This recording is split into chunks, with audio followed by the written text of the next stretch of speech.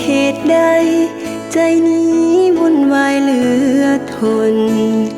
มันสับมันสนกังวลแทบทนบ่ไหวมันเป็นเงาเงามันเศร้าเกินไปเหมือนดังจิตใจบ่อยู่กับเนื้อกับตัวแค่เพียงแต่คิดก็ถึงแล้วคนหักเขาเห็นแต่หน้าเขาเข้ามาตลอดเวลาบางครั้งก็เพ้อเมื่อฝันเห็นหน้าลำบากหนักหนาอยู่ๆก็น้ำตาไหลห้ามอย่างใดแต่ใจนั้นมันก็ยังบ่ยอมฟังแต่บังคับใจไว้บ่ได้เก็บซ่อนความรู้สึกไว้ห้ามอย่างใดก็บ่ไหวน้ำใสๆไหล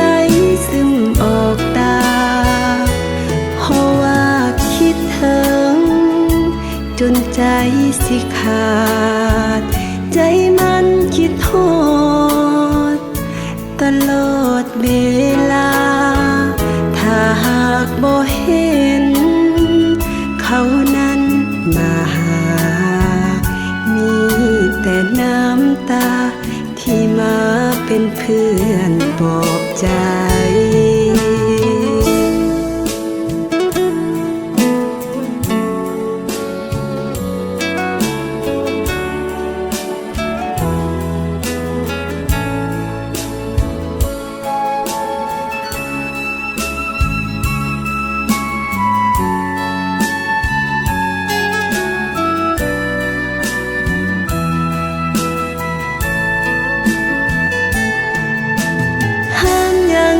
แต่ใจ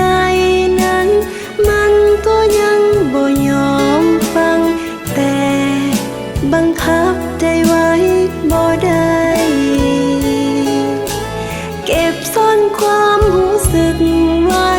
ห้ามอย่างใดก็บ่ไหวน้ำใสๆไหลซึมออกตาเพราะว่าคิดถึงจนใจสิขาดใจมันคิดโทษตลอดเวลาถ้าหากบ่เห็นเขานั้นมาหามีแต่น้ำตาที่มาเป็นเพื่อนปลอบใจเมื่อใดหนอจะได้เห็นหน้า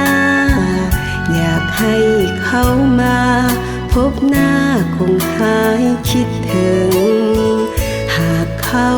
มาหาจะบอกเขาว่าคิดถึง